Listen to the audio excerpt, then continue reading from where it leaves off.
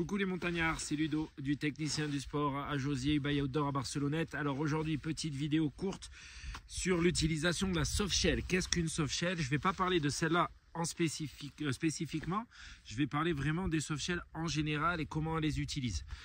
Donc la softshell, c'est quoi? C'est un autre textile qui est utilisé en rando. C'est très utilisé en escalade, mais moi je l'utilise énormément en rando, en vélo. Donc c'est un tissu, hein, c'est un tissu spécial de softshell. Là moi je l'ai pris stretch, c'est quand même plus confortable quand on est sur quelque chose de stretch, notamment quand on l'utilise en sport actif. C'est idéal quand il y a un petit peu d'air frais, qu'il fait un peu froid, comme en ce moment. Là on est en octobre, vous voyez, il commence à y avoir de la neige autour, le soleil tape bien, il fait chaud.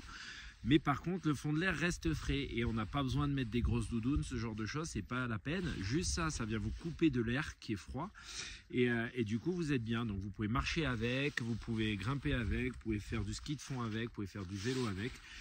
C'est ultra léger, ultra compact, ça prend pas de place dans le sac. C'est déperlant souvent, donc c'est pas aussi pratique qu'une Gore-Tex ou qu'une membrane, plus importante pour l'eau. C'est pas aussi bien qu'un poncho, mais comme aujourd'hui j'en ai pris la météo, ils annonçaient pas de pluie, c'est parfait. Si jamais on prend une petite pluie légère, il n'y a aucun souci, ça fonctionne aussi. Par contre, si vous prenez une grosse pluie, ça suffira pas.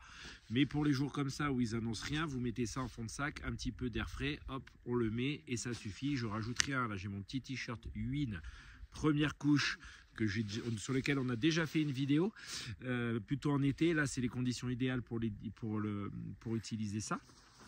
Et donc couplé à votre softshell, là c'est parfait.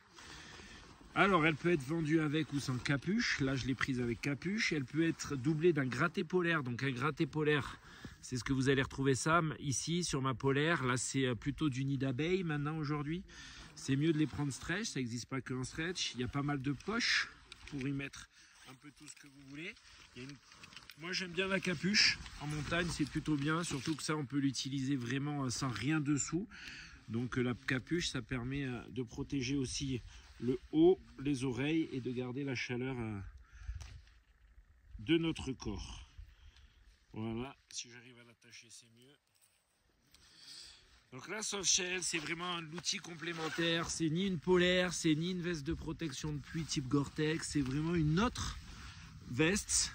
Donc on l'achète quand on a déjà acheté notre membrane hardshell, quand on a déjà notre doudoune, quand on a déjà notre polaire, quand on a déjà notre première pause, c'est en supplément. Ça en voyage aussi, hein. Vous voyez, ça ne prend pas de place, vous partez avec ça dans le sac, c'est vraiment excellent.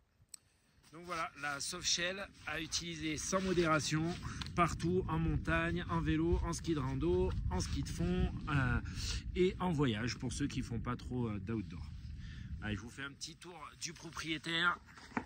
On est quand même dans un cadre exceptionnel avec le lac du Roburinte. Donc là, on est en Italie, frontière italienne. De l'autre côté, vous avez le lac de Loronaille, le mont Scaletta juste derrière.